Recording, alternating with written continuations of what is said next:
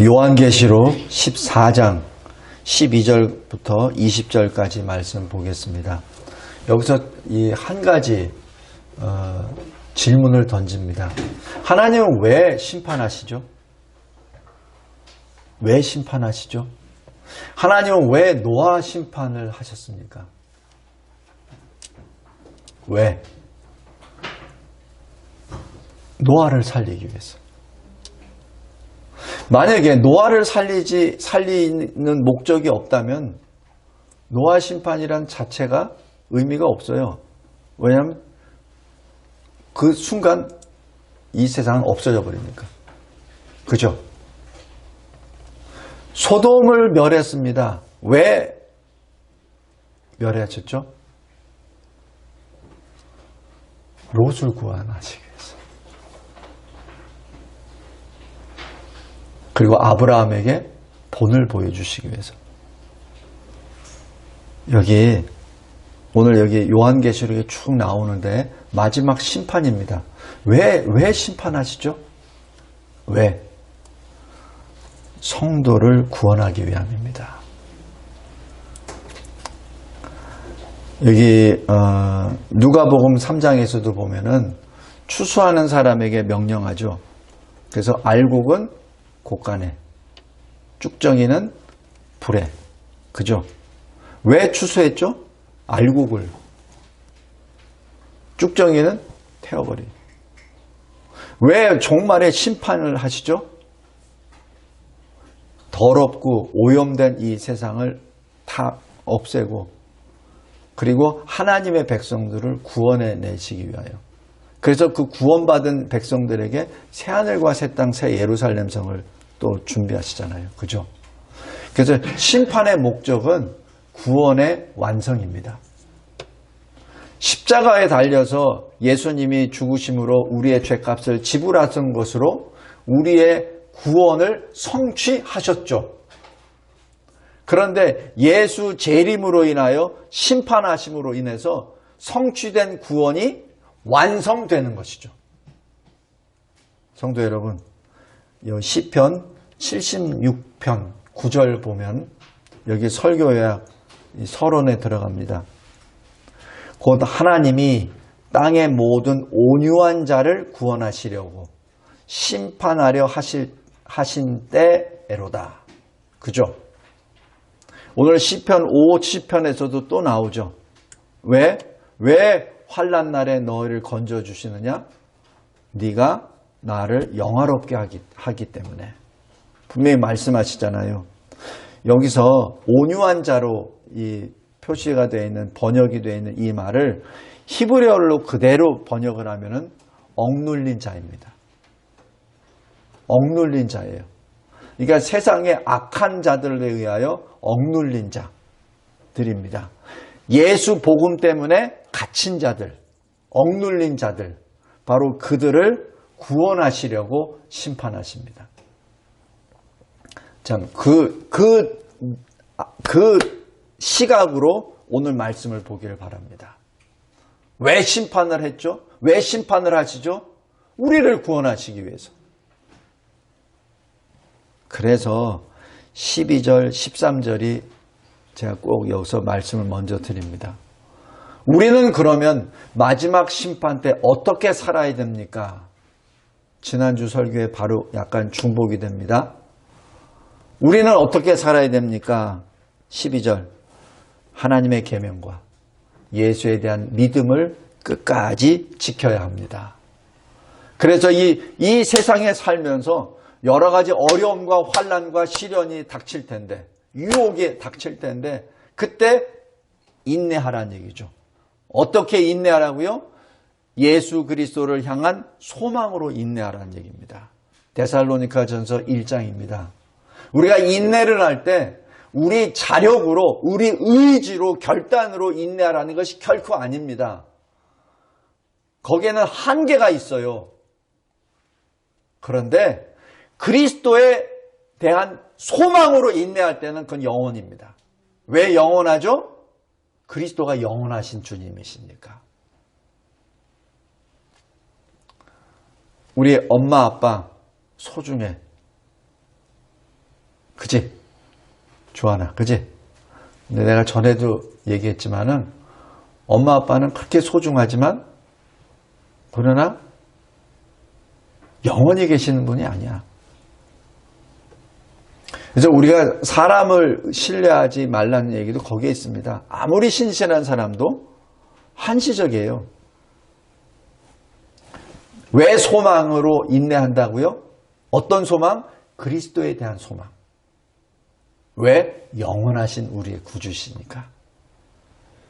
그래서 그리스도에 대한 소망으로 인내할 때 우리가 계명을 지키고 하나님의 그리고 예수의 믿음을 끝까지 지킬 수 있습니다. 그리고 13절 잘 보십시오. 지금 이후로 주 안에서 죽는 자들은 복이 있도다. 근데 여기서 재밌는 것이 그 앞쪽입니다. 기록하라라고 해요. 이게 무슨 말입니까? 지금 사도 요한에게 주시는 말씀, 먼저 기록하라라고 하죠. 그 얘기는 뭐죠? 기록하지 말라라는 것도 있다는 얘기예요. 지금 사도 요한이 계시록에 이르게 쓴 것은 기록하라라고 명령된 것만 기록된 것이지, 사도 요한은 이거 말고도 무수히 많은 것을 보았어요. 근데 허락이 안 된 것이죠. 그러니까 우리는 어떤 경우에는 이해가 좀 안 되는 것도 있고 어떤 경우에는 논리적으로 좀 안 맞는 것들도 있어요. 근데 하나님은 우리를 아시잖아요. 우리의 능력이 한계가 있다는 걸 아시기 때문에 우리에게 가장 좋은 것을 지금 가려서 전한 것입니다. 그러면서 특별히 중요한 것은 기록하라라고 하죠. 우리 선생님들이 시험 보기 전에 요약 같은 거 하잖아요. 어디에 하이라이트 하라 그러죠? 그죠? 그럼 뭐예요? 그 시험에 나온다는 얘기예요. 여기서 뭐예요? 기록하라는 얘기는 잊어먹지 말라는 얘기입니다. 그냥 귀로만 듣지 말고 직접 다 기록하라. 기록된 것을 어떻게? 교회들이 다 읽거라. 그건 뭐예요? 그것은 반드시 이루어지는 일이니까. 그것은 꼭 간직하라는 얘기죠. 빼앗기지 말라는 얘기죠. 근데 뭘 기록하라는 얘기입니까? 지금 이후로는 주 안에서 죽는 자가 복이 있도다. 제가 지난주 설교에서도 말씀드렸지만 누가 주 안에서 죽을 수 있죠? 주 안에서 산 자가 죽을 수 있습니다.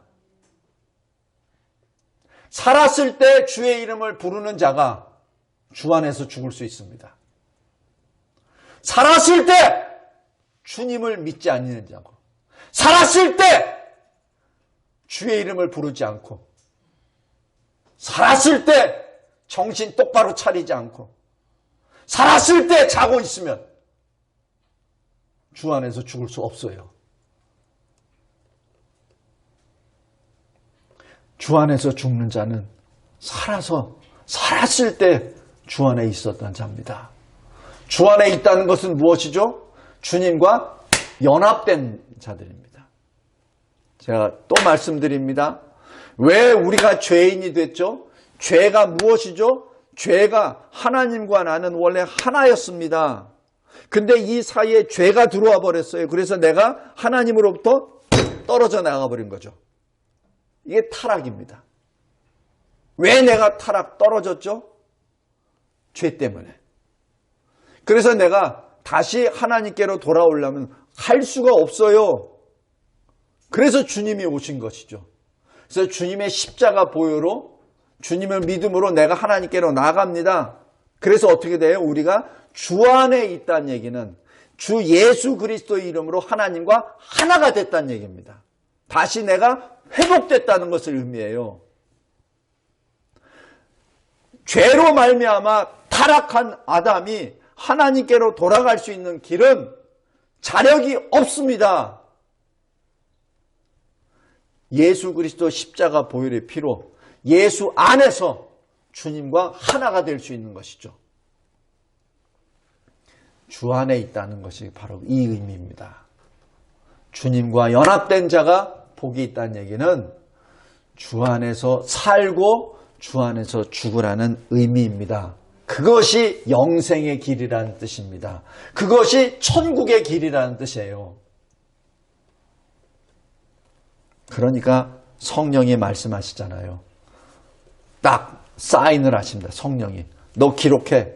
예, 주 안에서 죽는 자들은 복이 있도다. 성령께서 사인을 하십니다. 거기서. 그러하다. 결제하시는 거예요. 성령이. 그러하다. 그들이 수고를 그치고 쉬리니. 어떤 수고죠? 사랑의 수고죠. 소망의 인내죠. 믿음의 역사입니다. 이는 그들의 행한 일이 따름이라 하시더라. 여기서도 행함이 나오죠. 성도 여러분, 제가 지난번 코로나 때도 계속 말씀드렸잖아요. 그래서 우리 교회가 계속 모이기를 힘썼잖아요. 인터넷은 아닙니다. 온라인은 아닙니다. 계속해서 부르짖었잖아요. 그죠? 그게 뭐죠? 행함입니다. 믿습니까? 그렇다면 행함이 나와야 되죠. 그건 열매입니다. 결과입니다. 아무 열매도 없이 내 입으로, 그거는 빈 껍질이죠. 헛된 것이죠. 성도 여러분, 12절, 13절 성도들의 인내는 그냥 인내가 아닙니다. 여기 13장 17절 보십시오. 짐승의 표를 받지 아니하는 자는 매매를 못하게 됩니다. 매매를 못하게 됩니다. 돈 주고 살 수가 없어요. 그러면 어떻게 되죠? 공적으로 손가락질을 받습니다. 공적으로 손가락질 받아요. 지난번에 백신을 안 맞았다고 공적으로 식당에서 제가 몇 번 나왔었습니다. 공적으로. 근데 이거는 식당 못 들어가는 문제가 아니라 매매를 못해요. 내가 물건을 못 산다는 얘기입니다. 그 얘기는 뭐예요? 내가 굶어 죽는다는 얘기예요. 여기에서도 성도들의 인내를 해야 된다고 말씀합니다. 장난이 아닙니다. 그냥 과거 그 백신 안 맞았다고 이렇게 해서 좀 불이익을 받는 그 정도가 아니에요. 그래서 하나님께 참으로 감사합니다. 예행 연습을 해주신 하나님 감사합니다. 참 친절하신 하나님이에요.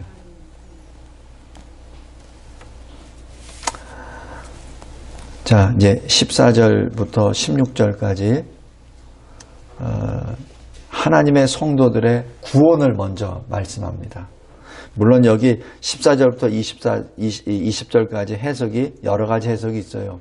근데 그 중에서 14절부터 16절까지는 성도의 구원, 의인의 구원, 그리고 17절부터 20절까지는 악인의 심판, 이렇게 해석을 하겠습니다. 14절에 보십시오. 구름 위에 인자와 같은 이가 앉으셨는데, 여기서 구름이라고 하는 것은 하나님의 임재를 나타날 때 구름이 나옵니다. 그리고 구름 위에 앉으셨다는 얘기는 뭐죠? 보좌 위에 앉으셨다는 얘기죠. 인자와 같은 이는 바로 우리 주님이십니다. 그리스도이십니다. 왜 보좌에 앉으셨죠? 구원을 위해서, 심판을 위해서 앉으셨죠. 먼저 성도들의 구원을 먼저 말씀하십니다.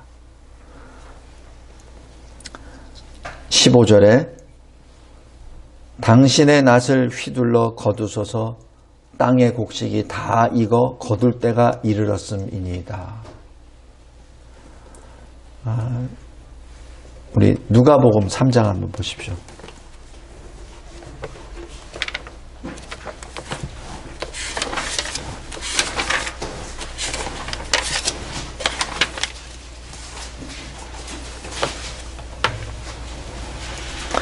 누가복음 3장 17절입니다. 세례 요한이 이렇게 부르짖습니다. 손에 키를 들고 자기의 타작마당을 정하게 하사 알곡은 모아 곡간에 들이고 쭉정이는 꺼지지 않는 불에 태우시리라. 이 말씀이 마지막 때 심판의 모습입니다. 바로 오늘 여기 요한계시록 14장 15절의 그 말씀입니다. 때가 되었습니다. 이 때는 어떤 때죠? 복음이 세계 전체에 다 전파됐을 때. 그리고 로마서 11장에 있는 것처럼 이방인의 충만한 수, 유대인의 충만한 수가 다 충만된 그때. 그때 우리는 알지 못해요. 그래서 선교 현장에서도 이 소수 민족들, 이 언어가 많으니까 그 언어를 번역하는 그 일이 굉장히 중요시되고 그 소수 민족에게까지도 계속 성경을 번역해서 들어가는 역사를 선교회에서 또 합니다.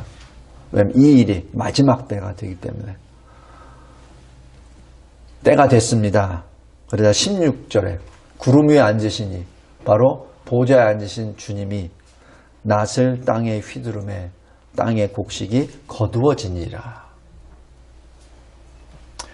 이 곡식이 뭘 움직입니까? 안 되죠. 낫을 든 자가 그대로 행하죠. 그 순간 다 이루어집니다. 구원은 순간적으로 다 이루어집니다. 여기서 잘 보세요. 곡식이 거두어지니라. 어디에? 곡간에. 왜?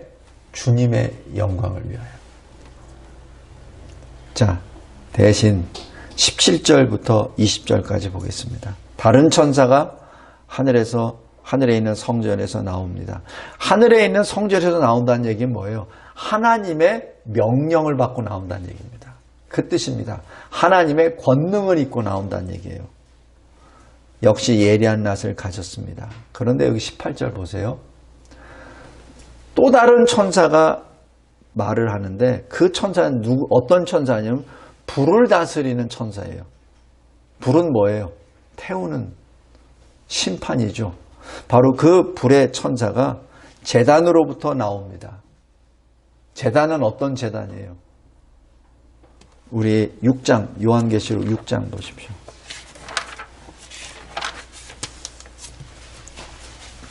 6장 9절, 10절, 11절입니다. 다섯째 인을 떼실 때 내가 보니 하늘의 말씀과 그들이 가진 증거로 말미암아 죽임을 당한 영혼들 제단 아래에 있습니다. 순교의 영혼들입니다.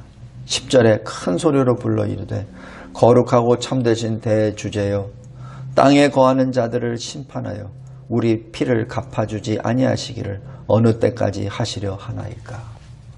언제까지 순교자들의 피를 보고 계시고 있겠습니까? 라고 부르짖는 거죠.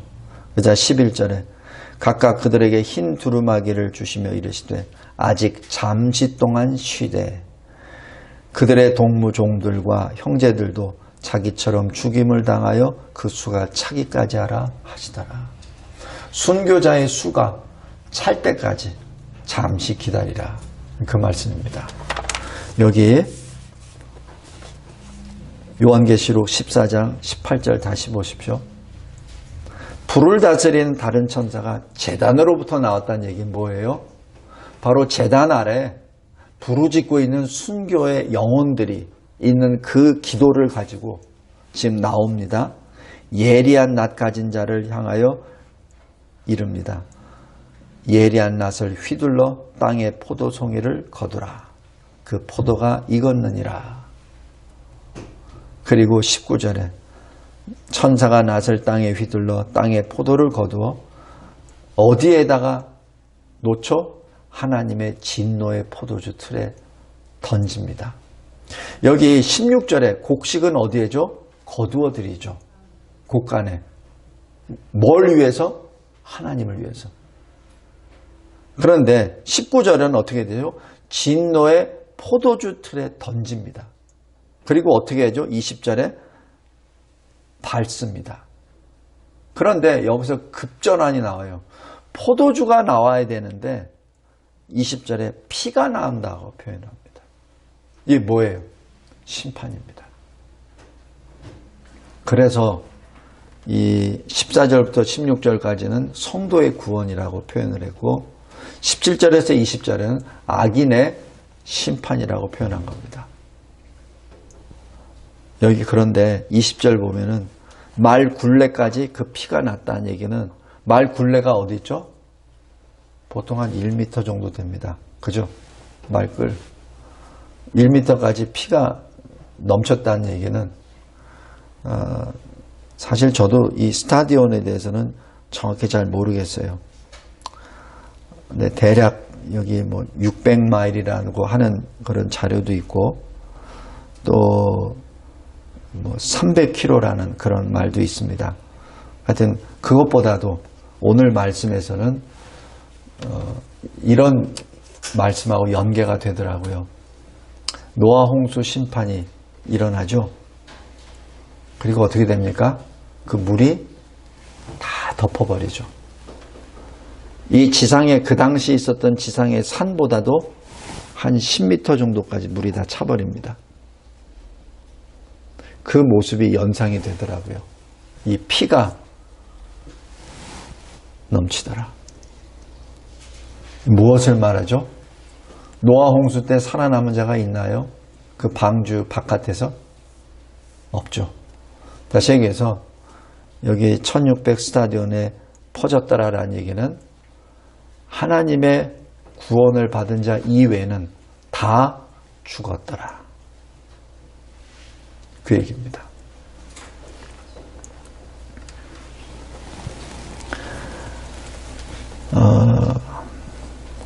성도 여러분, 시편 76편 7절에 이렇게 기록합니다. 누가 주의 목전에 서리이까?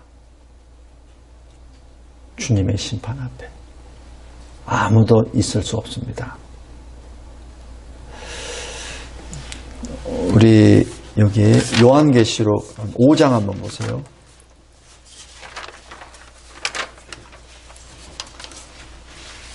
요한계시록 5장을 보면은 어린 양 주 예수 그리스도께서 하나님 아버지로부터 그 두루마기를 받으시는 그 모습이 나와요. 그때 이 8절에 보세요.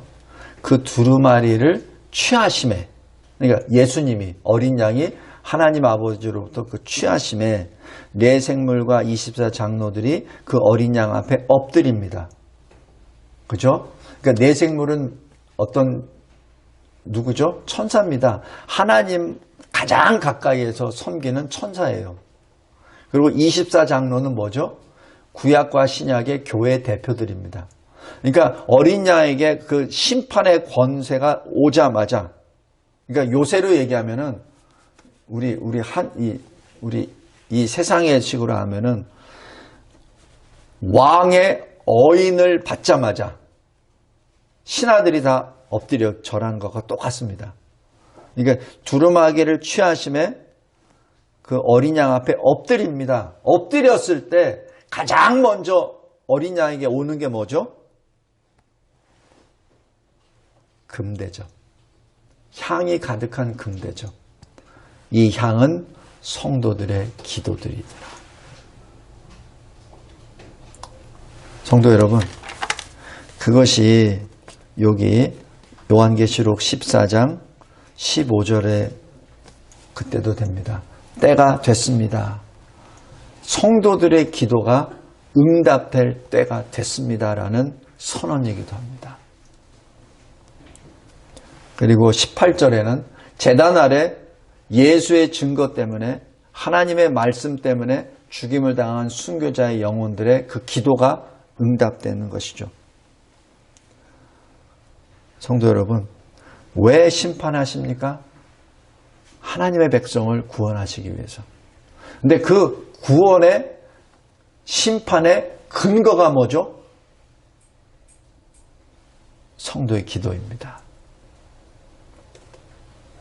그래서 기도가 그렇게 중요한 겁니다. 저도 기도가 이렇게 중요한 것은 최근에 좀 제가 지금 영적으로 알고 있어요. 저도 얼마나 제가 마음이 강팍한 사람인데요. 저 숫자 가지고 따지는 사람이에요. 저는 직접 내 손으로 쥐지 않으면 말을 안 하는 사람입니다. 아마 여기에서 아마 그런 거 따지면 제가 1번일 거예요. 그래서 제가 과학을 좋아해요. 과학은 딱 정확하게 나타나거든요. 그래서 수학도 좋아하고. 그런데 하나님이 말씀하세요. 너 그걸로 되는 거 아니야. 특히 제 목회 현장에서 제가 주님, 제가 지금 10을 했잖아요. 그러니까 10을 주세요. 10을 안 주시잖아요. 내가 생각하는 10을 안 주잖아요. 그럼 저도 이제 어긋장이 나는 거예요. 저 안 할래요. 안 할래요. 그럼 뭐 하나님이 아쉽지 제가 아쉽습니까? 그러한 악인입니다. 근데 자꾸 가면 갈수록 답이 뭐냐면 기도예요. 기도입니다. 하나님 앞에 기도해야 됩니다. 제가 그래서 최근 들어서 계속 기도를 제가 계속 강조하잖아요. 제가 처절하게 느낍니다. 기도 안 하면 하나님이 일 안 하세요. 일 안 하세요. 왜 그런 줄 아세요? 나를 위해서. 왜냐하면 내가 기도 안 하는데 뭐가 이루어지잖아요. 그러면 그게 숙달이 돼버려. 계속. 기도 안 하고도 잘 되는데 뭐 이렇게 돼버려요. 그래서 기도하라는 얘기입니다. 아주 작은 일에서부터 큰 일에까지 기도하십시오.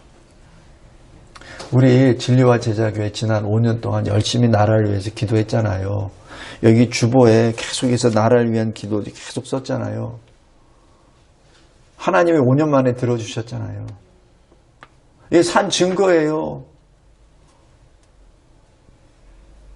제 잘난치 하는 것이 아니라 하나님이 하나님의 성도들의 기도를 응답해 주신다는 겁니다.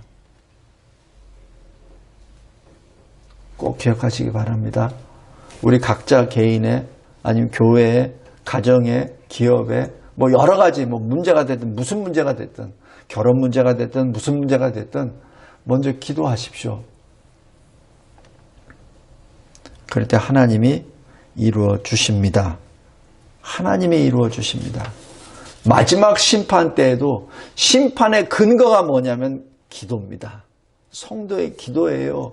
심판의 근거는 제단 아래 있었던 순교자의 영혼의 기도입니다. 구원의 기도의 근거는 어린 양 앞에 가장 처음으로 드려진 금대접의 향, 성도들의 기도죠. 그것이 구원의 근거입니다. 그것이 심판의 근거입니다. 하나님은 그것을 기쁘게 받아주세요. 그래서 우리가 하나님의 동역자라고까지 표현하잖아요. 말씀을 맺겠습니다. 성도 여러분, 믿음은 행함으로 나타납니다. 행함이 없는 믿음은 그 자체가 죽은 것이요 헛것입니다. 야고보서 2장 17절 20절입니다. 믿음은 행위로 나타나는데 어떤 행위냐면 하나님 사랑과 이웃 사랑으로 나타납니다. 특별히 성도 사랑, 구체적으로 교회 사랑으로 나타납니다. 목사를 받들으라는 얘기가 결코 아닙니다. 눈에 보이는 교회가 바로 성도들입니다. 사랑은 세상과의 동화가 아닙니다. 세상과 구별되고 다른 거룩하신 하나님을 본받는 삶입니다. 이것이 마지막 때 우리가 지켜야 될, 걸어가야 될 길입니다. 하나님 감사하고 감사합니다. 마지막 심판이 두렵고 떨리지만 그러나 우리의 구원 완성을 위하여 심판하신다는 그 기쁨의 소식에 늘 하나님을 찬양합니다. 예수 그리스도의 이름으로 기도드리옵나이다. 아멘.